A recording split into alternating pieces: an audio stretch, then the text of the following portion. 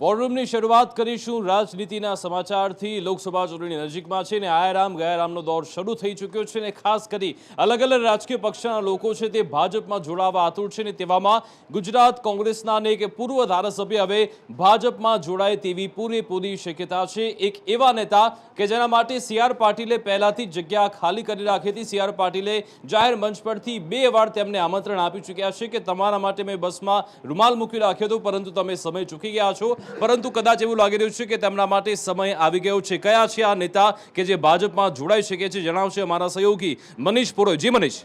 વિકાસ, અમરીશ ડેર માટે સી.આર. પાટીલે જે કહેલા શબ્દો હતા એ લગભગ બધાને યાદ છે કે રૂમાલ મૂકી રાખ્યો છે અને મારા મિત્ર છે, હાથથી પકડીને હું ભાજપમાં લાવવાનો છું, મારે એમને ખખડાવવાના પણ છે। પરંતુ ત્યારબાદ જે અમરીશ ડેરે મીડિયા સાથેની વાતચીત કરી હતી, એમના સમર્થકો સાથે વાતચીત કરી હતી, ન ઉધર ન ઇધર બંને વચ્ચેની વાતો રાખે છે। અમરીશ ડેર છેલ્લા ઘણા સમયથી જવું પણ છે અને યોગ્ય મોકાની રાહ પણ જોઈ રહ્યા હોય તેવું લાગી રહ્યું છે, કારણ કે જ્યારે સી.આર. પાટીલે એમને આમંત્રણ આપ્યું ત્યારબાદ એ યોગ્ય મોકાની રાહ જોતા એવું લાગતું હતું, કારણ કે જ્યારે એમણે આ વાત કરી તો એમણે કહ્યું કે હું ભારતીય જનતા પાર્ટીમાં જતો, મારી ઘર વાપસીની લઈને વાતો ચાલે છે, મેં યુવા મોરચામાં ઘણા લાંબા સમય સુધી કામ કર્યું છે, પરંતુ એ ત્યારબાદની જે વાતો હતી તેને લઈને એવું લાગતું હતું કે અત્યારે નહીં, પણ એક યોગ્ય મોકાની જ્યારે એમણે સ્પષ્ટ પૂછવામાં આવ્યું કે શું તમે ભારતીય જનતા પાર્ટીમાં જોડાવાના છો, તેમણે કહ્યું કે અત્યારે એવી કોઈ વાત નથી। મતલબ ભવિષ્યમાં આવા કોઈ દરવાજા ખુલી પણ શકે છે। લોકસભાની ચૂંટણી છે, અમરેલીની આ બેઠક છે, રાજુલા બેઠક, જ્યાંથી 2017માં તેઓ જંગી લીડ સાથે જીત્યા હતા। 2022ની જે વિધાનસભાની ચૂંટણી થઈ ત્યાં પણ માત્ર ને માત્ર 1300થી 1400 વોટના અંતરે તેઓ હાર્યા હતા અને એમાં પણ આમ આદમી પાર્ટીને અપક્ષના ઉમેદવારો 3000-4000 વોટ લઈ ગયા, એટલે ક્યાંક ને ક્યાંક એ વખતે પણ એ જીતના દાવેદાર હતા। હીરાભાઈ સોલંકી માત્ર આંશિક મતોથી જ વિજયી થયા હતા, એટલે ભારતીય જનતા પાર્ટીની નજર આ બેઠકના ઉમેદવાર રહેલા અને પૂર્વ ધારાસભ્ય રહેલા અમરીશ ડેર પર ઘણા લાંબા સમયથી છે। હવે એવામાં જોવાનું એ રહેશે કે શું આ વખતની જે ચૂંટણી છે એ પહેલાં જ અમરીશ ડેર કેસરિયા કરે છે, શું એમના સવારે રહેલા ફોન બંધ એ એક વાતનો સંકેત પૂરા પાડે છે કે અમરીશ ડેર ગમે તે ઘડીએ કેસરિયા કરવા જઈ રહ્યા છે, શું એના માટેની કોઈ પ્રોપર પ્રાવધાન થઈ રહ્યા છે કે એમને ટિકિટ આપવાની વાત કે પછી સરકારમાં સામેલ કરવાની વાત, એને લઈને કોઈ ચર્ચા મંત્રણાઓ થઈ રહી છે। આ તમામ રાજકીય અટકળો છે, ખાસ કરીને વાત કરવામાં આવે તો વિકાસ, પરંતુ સૌથી મોટી વાત અહીંયા એ છે કે જો આ જ પરિસ્થિતિ રહી તો સૌરાષ્ટ્રમાંથી ન માત્ર અમરીશ ડેર પરંતુ એવા કેટલાય નેતા છે જે પાટીદાર આંદોલન વખતે સામે આવ્યા હતા, 2017ની ચૂંટણીમાં જે હીરો રહ્યા હતા કોંગ્રેસ માટે, એવા મોટાભાગના નેતાઓ કેસરિયા કરી શકે છે, એમાં કોઈ નવાઈ નહીં। બિલકુલ મનીષ, સાથે સવાલ એ પણ છે કે ગઈકાલે જે 15 બેઠકોનું નામ જાહેર થયા તેમાંથી 10ને રિપીટ કર્યા હતા અને 5 છે તેમના પત્તા કાપ્યા હતા। અમરેલી એવી બેઠક છે કે જેના માટે જાહેરાત થવાની બાકી છે અને રાજુલાથી જ આવે છે અમરીશ ડેર। આ બધા સમીકરણ કઈ રીતે તમે જોઈ રહ્યા છો? વિકાસ, આહિર સમાજમાંથી તેઓ અમરીશભાઈ ડેર આવી રહ્યા છે અને ખાસ કરીને ભારતીય જનતા પાર્ટી માટે આ વખતનો પડકાર, છેલ્લા તમે 5 વર્ષનો જે ટેન્યોર જુઓ તો પ્રધાનમંત્રી મોદીનો જ્યારે દ્વારકાનો પ્રવાસ આવ્યો ત્યારે પણ આહિર સમાજના એ રાસને એમણે યાદ કર્યો, આહિરાણીઓના રાસને એની સાથે પૌરાણિક મહત્વતા સાથે જોડવામાં આવ્યો। ત્યારબાદના સામૂહ લગ્નોના કાર્યક્રમોની ભારતીય જનતા પાર્ટીના મોટા નેતાઓથી લઈને પ્રદેશ કક્ષાના નેતાઓ સુધી એમાં હાજરી આપવાની વાત હોય, સામાજિક ફેક્ટરને સાધવા માટે ભારતીય જનતા પાર્ટી કશું જ બાકી નથી રાખતી, એમાં કોઈ બેમત નથી। પરંતુ આ વખતની ચૂંટણીમાં ક્યાંય પણ કોઈ નડે એમ છે, સીધી રીતે એવું નથી લાગતું કે એમને ટિકિટ આપે કે ઉમેદવાર બનાવે, પરંતુ એવું પણ બની શકે છે કારણ કે ભારતીય જનતા પાર્ટી છે જ્યાં આપણે એઝમ્પશન કરીએ છીએ, કલ્પનાઓ કરીએ છીએ, ત્યારે એવું થતું પણ હોય છે જેનાથી વિપરીત હોય। હવે જોવાનું એ રહેશે કે શું ભારતીય જનતા પાર્ટી આ વખતે નારણભાઈ કાછડિયાને રિપીટ કરે છે કે પછી કોઈ નવા ઉમેદવારને ઊભા રાખે છે। જો નારણભાઈ કાછડિયાને રિપીટ કરવાની વાત ચાલે તો મને એવું લાગે છે કે અમરીશ ડેર છેલ્લા ઘણા સમયથી જે બાર્ગેનિંગ કરી રહ્યા છે, પોલિટિકલ બાર્ગેનિંગ જેને કહેવાય, એની પાછળનું કદાચ મેથેમેટિક્સ એ પણ હોય, કદાચ એમને લોકસભાની ચૂંટણી લડવી હોય, જો આવું જ કરવું હોત, ભારતીય જનતા પાર્ટીમાં જ આવવું હોત અને વિધાનસભાની ચૂંટણી કે સરકારનો હિસ્સો બનવાની વાત હોત તો બની શકે 2022માં પણ એ આવી શક્યા હોત, પરંતુ અત્યાર સુધીમાં જે લાંબી બાર્ગેનિંગની જે પ્રોસેસ ચાલી છે, પોલિટિકલ બાર્ગેનિંગની, તો એની પાછળનું કદાચ કંઈક મોટું મેથેમેટિક્સ એમણે ગોઠવીને રાખ્યું હોય। જોવાનું એ રહે છે કે ભારતીય જનતા પાર્ટી આ વખતની આ લોકસભાની ચૂંટણી પહેલાં શું 5 લાખની લીડ માટે અમરીશ ડેરનો રૂમાલ ફરીથી મૂકીને પાછા બસમાં તેડીને જાય છે હાથથી પકડીને, કે પછી કોઈ બીજા સમીકરણો સેટ કરે છે, એના પર જોવાનું રહેશે। આભાર મનીષ, તમામ જાણકારી આપવા બદલ। હવે વાત કરીશું એક એવા નેતા વિશે કે જે વર્ષ 2022ની વિધાનસભા ચૂંટણી લડવા માંગતા હતા, જો કે અંતિમ ઘડીએ તેમણે ના પાડી દીધી કે હવે તો મારે લડવું નથી, કોઈ બીજા કોઈને તક આપો। પછી તે 2024ની લોકસભા ચૂંટણી લડવા પણ માંગતા હતા, જો કે તે માટે પણ તેમણે હવે ના પાડી છે। કયા છે નેતા કે જેમણે કહ્યું છે કે મારે આ લોકસભા ચૂંટણી નથી લડવી, જણાવશે અમારા સહયોગી કશ્યપ જોશી। જે કશ્યપ। મહેસાણા કહો કે ઉત્તર ગુજરાત કહો, પાટીદાર સમાજનો મોટો ચહેરો એટલે નીતિન પટેલ। નીતિન પટેલને 2022માં ચૂંટણી લડવી હતી, પરંતુ પાર્ટીએ જે પ્રમાણે નિર્ણય કર્યો હતો ને તેને લઈને તેણે જ જાતે પત્ર લખી અને એવું કહેલું કે હવે આગામી વિધાનસભાની ચૂંટણી છે તે નહીં લડે। બીજા કોઈને ટિકિટ આપવામાં આવે. મહત્ત્વની બાબત એ છે કે લોકસભા ચૂંટણી સમયે પણ તેમણે છેલ્લી ઘડી સુધી મગનું નામ મરી પાડ્યું નહોતું અને અંતિમ ઘડીએ પીએ સાથે તેણે પોતાનો બાયોડેટા છે તે સેન્સ પ્રક્રિયા દરમિયાન રજૂ કરેલો અને તેણે મહેસાણા બેઠક ઉપર દાવેદારી કરેલી. અચાનક જ આજે સોશિયલ મીડિયામાં નીતિન પટેલ પોસ્ટ કરે છે અને કહે છે કે અંગત કારણોસર હવે તે પોતાની દાવેદારી છે તે પરત ખેંચે છે. કયું કારણ મહત્ત્વનું છે તેની ફોડ તેમના દ્વારા પાડવામાં આવી નથી, પરંતુ જે પ્રમાણેના રાજકીય સમીકરણો ગુજરાત ભાજપમાં ચાલી રહ્યા છે તેને જોતા એક વાત સ્પષ્ટ છે કે નીતિન પટેલને આગામી લોકસભા ચૂંટણીમાં ઉમેદવાર તરીકે હવે નહીં ઉતારવામાં આવે, કારણ કે પાર્ટીએ કંઈક અલગ ટ્રેક વિચાર્યો હતો. આ તરફ નીતિન પટેલ છે તે હવે પોતાની દાવેદારી પરત ખેંચી રહ્યા છે અને જેને લઈ અને એ વાતનો હવે સંકેત મળી રહ્યો છે કે મહેસાણામાં ઉમેદવાર અન્ય કોઈ હશે.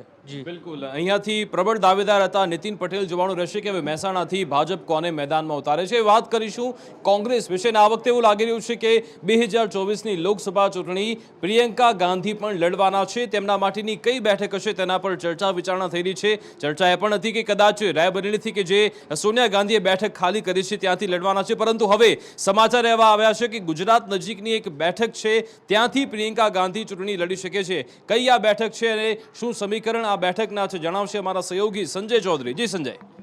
વિકાસ, ગાંધી પરિવારમાંથી સોનિયા ગાંધી રાજ્યસભામાંથી સાંસદ બની ગયા છે. એટલે ગાંધી પરિવારમાંથી બે લોકો ચૂંટણી લડતા આવ્યા છે. હંમેશા અત્યાર સુધી સોનિયા ગાંધી અને રાહુલ ગાંધી લોકસભાની ચૂંટણી લડતા હતા અમેઠી અને રાયબરેલીથી, પરંતુ હવે પ્રિયંકા ગાંધી પણ ચૂંટણીના મેદાનમાં ઉતરશે. પ્રિયંકા ગાંધીનો ફેસ છે, એનો લાભ લેવા માટેનો કોંગ્રેસ પ્રયાસ કરશે કે એક તેમની છબી છે એ ઇન્દિરા ગાંધીને મળતી આવે છે. ત્યારે હવે એક ચર્ચા જામી છે કે તેમને કઈ બેઠક ઉપરથી લડવામાં આવશે. કે દીવ દમણના કોંગ્રેસના પ્રમુખ છે તેમણે એવી જાહેરાત દાવો કર્યો છે કે પ્રિયંકા ગાંધીને દીવ દમણની લોકસભા બેઠક ઉપરથી ચૂંટણી લડાવવામાં આવી શકે છે. ભાજપે ત્યાંથી લાલુ પટેલને ચોથી વખત રિપીટ કર્યા છે. ત્યારે એક મજબૂત નેતા કે બે એવા ભાગ ઉપર રાહુલ ગાંધી અથવા પ્રિયંકા ગાંધીનો પણ લાભ મળી શકે. પ્રિયંકા ગાંધી દીવ દમણ એટલે કે દક્ષિણ ગુજરાત અને દીવ સૌરાષ્ટ્રની બેઠકો પર અસર પણ કરી શકે છે. જો પ્રિયંકા ગાંધી અહીંથી લડે છે તો આ દીવ દમણની બેઠક છે ત્યાં ચૂંટણી ખૂબ જ રસપ્રદ થશે, કારણ કે અગાઉ ત્યાંથી મોહન ડેલકર ચૂંટણી લડતા હતા અને ત્યારબાદ તેઓ કોંગ્રેસ છોડી અને શિવસેનામાં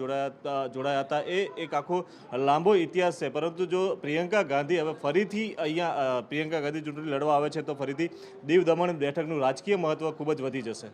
બિલકુલ, આભાર સંજય તમામ જાણકારી આપવા બદલ. વાત કરીશું ઉત્તર ગુજરાતની બનાસકાંઠા બેઠક વિશે, કારણ કે બનાસકાંઠા બેઠક કે જ્યાં ગઈકાલે ઉમેદવારોના નામની જાહેરાત થઈ, જેમાં રેખા ચૌધરીને મેદાનમાં ઉતારવામાં આવ્યા છે. પરબત પટેલનું પત્તું કપાઈ ચૂક્યું છે. તેવામાં હવે કોંગ્રેસે પણ તૈયારી આરંભી છે. ઉમેદવારો શોધવાની શરૂઆત થઈ ચૂકી છે. કયા કયા એવા ઉમેદવારો છે, કયા દાવેદારો છે જે રેખા ચૌધરીને લડત આપશે, જણાવશે મારા સહયોગી નિકુલ પટેલ. જી નિકુલ.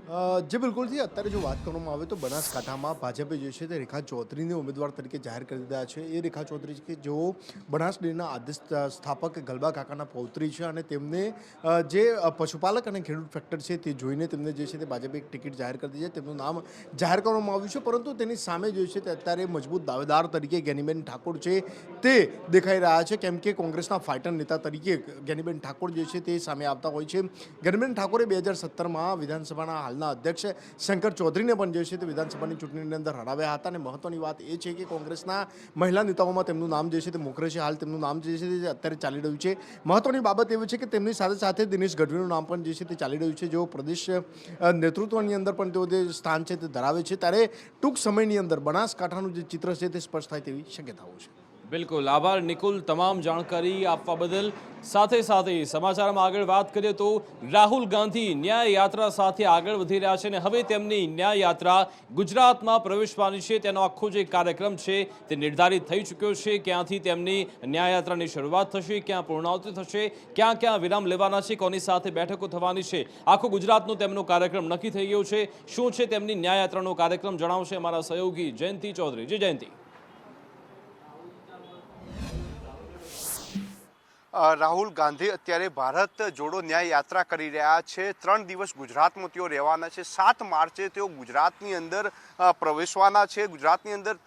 કહી શકાય કે 3 વાગે આસપાસ જાલોદમાં તેઓ પ્રવેશ કરવાના છે અને 4 વાગે જાલોદમાં તેઓ જાહેર સભા સંબોધવાના છે. ત્યારબાદ તેઓના જે આગળના કાર્યક્રમ છે તે 8 માર્ચે કહી શકાય કે વિશ્વ મહિલા દિવસ છે એટલે તેને લઈને પણ કોઈક ને કોઈક કાર્યક્રમ જે છે તેમનો નિર્ધારિત કરવામાં આવ્યો છે. દાહોદથી તેઓ લીમખેડા પહોંચશે અને ત્યારબાદ કહી શકાય કે અલગ અલગ વિસ્તારોની અંદર ફરીને 10 માર્ચે તેઓ મહારાષ્ટ્રમાં પ્રવેશ કરવાના છે. 3 દિવસનો જે કાર્યક્રમ છે તે દરમિયાન દાહોદનો જે પટ્ટો છે તે લેવાના છે. 3 દિવસ દરમિયાન અલગ અલગ સભાઓ કરવાના છે. શક્ય છે કે પાવાગઢ મંદિરે પણ તેઓ દર્શન કરવા જઈ શકે તેવી પૂરેપૂરી શક્યતાઓ છે. એટલે કહી શકાય કે 7 માર્ચથી લઈને 10 માર્ચ સુધી તેઓ ગુજરાતની અંદર આ જે યાત્રા છે તે કરવાના છે. જી બિલકુલ, આભાર જયંતિ, તમામ જાણકારી આપવા બદલ. વાત કરીશું ગુજરાતના જગતના તાતને જે નુકસાન થયું છે તેના વિશે, કારણ કે ગઈકાલે આખો દિવસ જે કમોસમી વરસાદ આવ્યો તેના કારણે તેમની જે મહેનત હતી તેના પર પાણી ફરી વળ્યું છે. ઉત્તર ગુજરાત હોય કે પછી સૌરાષ્ટ્ર હોય કે પછી કચ્છ હોય, તમામ જગ્યાએ ખેડૂતો પરેશાન થયા છે. ખેડૂતોને માવઠાનો માર પડ્યો છે. જીરુના પાકને, ઘઉંના પાકને, એરંડા, આ તમામને નુકસાન પહોંચ્યું છે. તેવામાં ખેડૂતો હવે સહાયની માંગ પણ કરી રહ્યા છે. અલગ અલગ દ્રશ્યો તમે જોઈ રહ્યા છો. ખેડા, વડોદરા, સાબરકાંઠા, મહેસાણા, પાટણ, બનાસકાંઠા, તમામ જગ્યાએથી નુકસાનીના દ્રશ્યો સામે આવ્યા છે. જે ખરીફ પાક લેવાની તૈયારીમાં હતા ખેડૂતો, પરંતુ અચાનક કમોસમી વરસાદ આવી પડ્યો અને હવે તેમના પાકને નુકસાન પહોંચ્યું છે. તેવામાં કેટલી નુકસાની થઈ છે, ખેડૂતોને શું કહી રહ્યા છે ખેડૂતો, તેમની શું માંગ છે, જણાવશે મારા સહયોગી મયુર સોની. જી મયુર.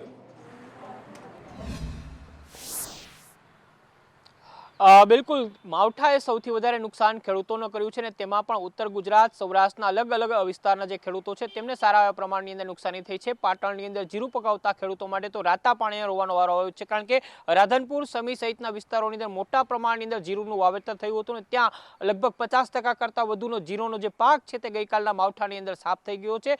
ખેડૂતોને જાણે પોતાના હાથમાં આવેલો કોળિયો છીનવાઈ જતો હોય તેવી લાગણીનો અનુભવ થયો છે, કારણ કે મોંઘા ભાવનું જે બિયારણ છે તે લાવીને તેઓએ વાવ્યું હતું. આ વખતે સારા ભાવની આશા હતી, પરંતુ વરસાદે આશા ઉપર પાણી ફેરવી નાખી છે. આ જ પ્રકારની સ્થિતિ ઘઉં પકાવતા ખેડૂતોની થઈ છે. ખેડા પંથકની અંદર રાયડો, ઘઉં અને તમાકુનો પાક લેતા ખેડૂતો છે તેમની સ્થિતિ પણ દયનીય બની ગઈ છે, કારણ કે આ તમામ રોકડીઓ અને સિઝનલ પાક છે તે સાફ થઈ ગયો છે. 60 થી 70% જેટલા ખેડૂતો છે તેમને માવઠાના કારણે મોટું નુકસાન થયું છે અને હવે તેઓ આશા રાખી રહ્યા છે કે સરકાર કંઈક સહાય કરે, કારણ કે આ વખતે તેમને આશા હતી ને આ આશા ઉપર માવઠાએ પાણી ફેરવી દીધું છે.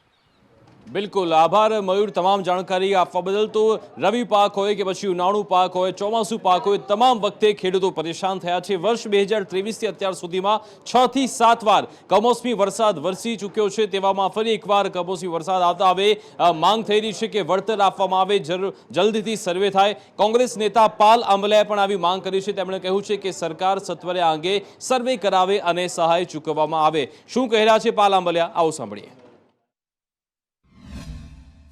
1.5 ઇંચથી લઈ અને 1-1.5 ઇંચ સુધી ગુજરાતના અલગ અલગ ભાગોમાં વરસાદ પડ્યો છે. આ કમોસમી વરસાદના કારણે ઘઉંને, જીરાને, ચણાને, રાયડાને, વરિયાળીનો અને ખાસ બાગાયતી પાકની અંદર કેરીને બહુ મોટું નુકસાન થયું છે, અકલ્પનીય નુકસાન થયું છે. એમાં સૌથી વધારે નુકસાન છે એ જીરું અને કેરીના પાકને નુકસાન થયું છે.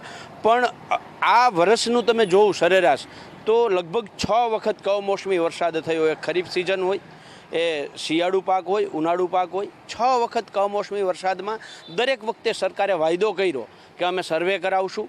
સર્વે કરાવ્યું છે પણ સામે વળતર 0% છે. 1 રૂપિયો વળતર આપવામાં નથી આવ્યું.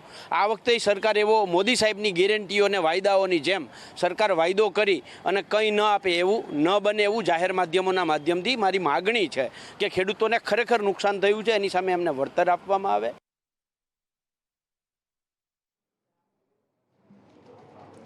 સમાચારમાં આગળ વાત કરીએ તો હવે સુરતથી સમાચાર મળી રહ્યા છે. ગુજરાતમાં આમ આદમી પાર્ટીએ જ્યાંથી પોતાની રાજકીય જમીન શોધવાની શરૂઆત કરી હતી ત્યાં જ હવે જમીન જાણે કે સરકી રહી છે. એક બાદ એક લોકો ભારતીય જનતા પાર્ટીમાં જોડાઈ રહ્યા છે. તેવામાં ફરી એકવાર ભાજપનો ભરતી મેળો શરૂ થયો છે અને સુરતમાં 700 જેટલા આમ આદમી પાર્ટીના કાર્યકરોએ કેસરીઓ ધારણ કર્યો છે. આ પ્રદેશ પ્રવક્તા કામિની પ્રજાપતિ પણ ભાજપમાં જોડાઈ ગયા છે. આમ આદમી પાર્ટી નેતા સ્નેહલ પટેલ પણ ભાજપમાં જોડાયા છે. કોંગ્રેસ નેતા કપિલા પટેલ, ભરત ગોસાઈ પણ આજે ભાજપમાં જોડાઈ ગયા. એટલે કે ન માત્ર આમ આદમી પાર્ટી પરંતુ કોંગ્રેસના નેતાઓ પણ આજે ભાજપમાં જોડાયા છે. સુરતમાં જે કોંગ્રેસ અને આપના સંગઠનમાં છે તેમાં સતત ફેરફાર થઈ રહ્યા છે. 700 જેટલા જે કાર્યકરો છે તે આજે ભાજપમાં જોડાઈ ગયા છે. સુરત લોકસભા બેઠક દર્શના જરદોશ ત્યાંથી આવે છે. હજુ સુધી આ બેઠકની જાહેરાત થઈ નથી ભાજપ તરફથી. તેવામાં અત્યારથી જ સંગઠનના લોકોને હવે તોડવામાં આવી રહ્યા છે. આ અંગે જાણકારી આપશે સંવાદદાતા મનીષ અમારી સાથે લાઈવ જોડાઈ ગયા છે. મનીષ,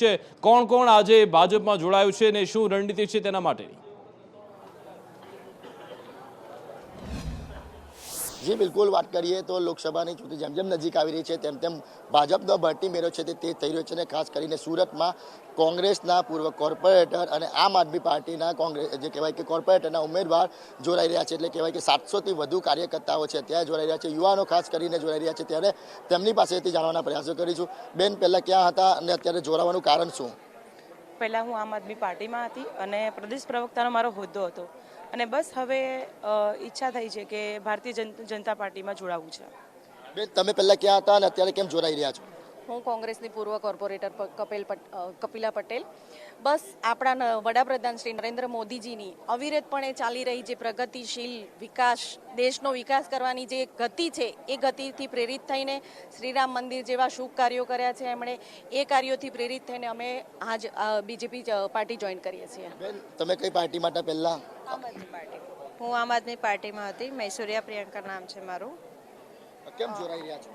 બસ નરેન્દ્ર મોદીના કામ જોઈને અમે જોડાઈ રહ્યા છે અત્યારે. ભાવિનભાઈ, તમે 700 જેટલા કાર્યકર્તા જોડી રહ્યા છો, લોકોને શું સંદેશ આપો? આદરણીય નરેન્દ્રભાઈના વૈશ્વિક નેતૃત્વમાં ભારતીય જનતા પાર્ટી ગુજરાત પ્રદેશના અધ્યક્ષ આદરણીય પાટીલ સાહેબના નેતૃત્વમાં આજે 1000થી વધુ કાર્યકર્તાઓ આમ આદમી પાર્ટી અને કોંગ્રેસના ભારતીય જનતા પાર્ટીમાં જોડાઈ રહ્યા છે. 2024ની લોકસભા ચૂંટણી પૂર્વે નરેન્દ્રભાઈના હાથોને મજબૂત કરવા માટે આ લોકો જોડાઈ રહ્યા છે. બિલકુલ, તો જે રીતના લોકસભાનું ઇલેક્શન નજીક આવી રહ્યું છે અને ખાસ કરીને ભરતી મેળો તેજ કરવામાં આવ્યો છે ત્યારે આજે વધુ કોંગ્રેસ અને આમ આદમી પાર્ટીમાં જે કહેવાય કે ભંગાર પડ્યું છે અને જે કાર્યકર્તાઓ અને પૂર્વ કોર્પોરેટર છે તે ભાજપમાં જોડાઈ ગયા છે અને ટૂંક સમયમાં જ CR પાટીલના હસ્તકે તેઓ કેસરીઓ ધારણ કરશે. જી બિલકુલ, આભાર મનીષ તમામ જાણકારી આપવા બદલ. તો ગઈકાલે જે કમોસમી વરસાદ વરસ્યો છે, ખાસ મધ્ય ગુજરાતમાં પણ નુકસાન થયું છે. વડોદરામાં ડેસર તાલુકામાં ખેડૂતોના પાકનો વિનાશ થઈ ચૂક્યો છે. ખેડૂતો હાલ પરેશાન છે અને તેઓ હવે સર્વે થાય અને વળતર ચૂકવવામાં આવે તેવી પણ માંગણી કરી રહ્યા છે. માવઠાએ ખેડૂતોની કમર તોડી નાખી છે. આખરે શું કહી રહ્યા છે ખેડૂતો, આવો સાંભળીએ. મોડી રાત્રે વરસાદ ખૂબ જોરથી થયેલ છે, 11 વાગે તેમાં ભારે નુકસાન થયેલ છે. હવે અમારે તો શું કરવાનું? 8 મહિનાની મહેનત અમારી પાણીમાં ધોવાઈ ગઈ છે. તમાકુ, દિવેલા, ઘઉં ભયંકર નુકસાન પડ્યું છે અને એ નુકસાનના કારણે ખેડૂતો અત્યારે ખેતરમાં જઈ માથે હાથ દઈને રોવે છે અને કહે છે કે હવે અમારી પરિસ્થિતિ બહુ ગંભીર હાલત પર છે. વળાંક લીધો છે. હવે બાકીનો અમારે ઉનાળુ પશુપાલનનો જે ઘાસચારો પાક કરો એ પૈસા જ નથી, ક્યાંથી લઈશું? હું પણ એક ખેડૂત છું. મારે દિવેલા છે, તમાકુ છે, કાફી નુકસાન થયું છે. તો તે બદલ અમે સરકારશ્રીને જણાવવા માગીએ છીએ તો એ બદલ અમને થોડું ઘણું વળતર આપે તો અમારે સહાય મળે. આ બધાના ઘઉં, દિવેલા, કપાસ, તમાકુમાં બહુ નુકસાન છે અને કપાસ તુવેરમાં તો ખરે ઘઉંમાં તો અતિશય નુકસાન છે કે ઘઉં તો બધા નીચે પડી ગયા, તમાકુ ચોંટી ગઈ છે, જમીનદોસ્ત થઈ ગઈ છે, દિવેલા કાળા પડી ગયા છે જે કપાઈને તૈયાર થઈ ગયા છે. ખેડૂતોના પાકને વ્યાપક નુકસાન થયું છે. ઉત્તર ગુજરાતમાં મહેસાણામાં પણ ગઈકાલે ધોધમાર વરસાદ વરસ્યો હતો. ઘણી બધી જગ્યાએ તો કરા પણ પડ્યા હતા અને તેના કારણે તેમના પાકને ખૂબ જ વ્યાપક નુકસાન પહોંચ્યું છે. મહેસાણા જિલ્લામાં પણ માવઠું આવવાથી પાકને વ્યાપક નુકસાન પહોંચ્યું છે. અહીંયા શું પરિસ્થિતિ છે જાણીશું અમારા સહયોગીનો રિપોર્ટ. ઉત્તર ગુજરાતમાં માવઠાની અસર છે ત્યારે મહેસાણામાં મોટા ભાગના જે 80% જેટલા ઘઉંનો પાક જે છે તે ખેતરમાં નમી પડ્યો છે. આપણે સંદેશ ન્યૂઝ જે છે તે દેતરજપુરા ગામે પહોંચ્યું છે. અહીંયા જે દ્રશ્યો આપને બતાવી દઉં તે આ ઘઉં જે છે ખેતરમાં ઊભા ઘઉં જે છે તે 15 દિવસ જ હજુ તો બાકી હતા આ ઘઉં જે છે તેને લેવાના અને એ ત્યારબાદ તેના પહેલાં જે માવઠું થયું છે તેને લઈને આ ઘઉં જે છે તે સદંતર ખેતરમાં ઊંઘી ગયા છે. મહત્વનું એ છે કે ખેડૂતો અત્યારે પાયમાલ થઈ ગયા છે. બીજી જે ખેતી અહીંયા થઈ રહી છે કે એરંડાની ખેતીની વાત કરીએ, આપણે લીંબુની ખેતીની વાત કરીએ કે જે વરિયાળી જે છે તેનો પાક જે છે તેથી 50 થી 60% જેટલો જે છે તે પડી ભાગ્યો છે. ત્યારે અત્યારે ખેડૂતો જે છે તેમને રાતા પાણી રોવાનો વારો આવે છે. ખેડૂતોના ઘઉં જે છે તે ખેતરમાં મુશ્કેલીમાં પડી ગયા છે તેને પણ જે સાફ કરાવવાની ને કઢાવવાની જે છે તે પણ મજૂરી તેમને આપવી પડશે તેવી પરિસ્થિતિ ઊભી જાય છે. ત્યારે ખેડૂતો જે છે તે અત્યારે સરકાર પાસે એક જ માંગ કરી રહ્યા છે કે તેમને જલ્દી સર્વે કરવામાં આવે ને તેમને વળતર ચૂકવવામાં આવે. પાયલ સંદેશ. તો જામનગરમાં છેલ્લા 2 દિવસથી જશ્નનો માહોલ છે. આજે આ જશ્નનો 3જો દિવસ છે, કારણ કે અંબાણી પરિવારના ઘરે લગ્ન પ્રસંગનો માહોલ છે. પ્રી વેડિંગ ફંક્શન યોજાઈ રહ્યા છે અનંત અંબાણી અને રાધિકા મંચટના. આજે 3જા દિવસે શું કાર્યક્રમ થયા છે, કયા મહાનુભાવોએ આજે પરફોર્મન્સ આપવાના છે, ગઈકાલે પણ કેવો જશ્નનો માહોલ હતો જામનગરમાં, જણાવશે અમારા સહયોગી ધવલ માંકડિયા. જી ધવલ. જી વિકાસ, જામનગરમાં તો ઝાકમ જોડ જામી ગઈ છે. સેલિબ્રિટીઝ બોલિવૂડથી લઈ હોલિવૂડ અને ઉદ્યોગપતિઓથી સમગ્ર આ જામનગરનું એરપોર્ટ અને જે આખું રિલાયન્સ ટાઉનશીપ છે જેમાં ઝાકમ જોડ અને જશ્નનો માહોલ છે. ગઈકાલે જ ગુજરાતી સ્ટાઇલમાં ગરબાનું આયોજન કરવામાં આવ્યું હતું. અનંત અને રાધિકાની જે પ્રી વેડિંગ સેરેમનીનો બીજો દિવસ હતો અને ઇવાંકા ટ્રમ્પ જે ડોનાલ્ડ ટ્રમ્પની દીકરી છે તેનાથી લઈને માર્ક ઝુકરબર્ગ અને બિલ ગેટ્સ સહિતના લોકો પરિવાર સાથે ગરબે ઘૂમ્યા હતા. સાથે સાથે આમિર ખાન, શાહરૂખ ખાન અને સલમાન ખાને નાટુ ગીત પર પણ ડાન્સ પરફોર્મ કર્યો હતો.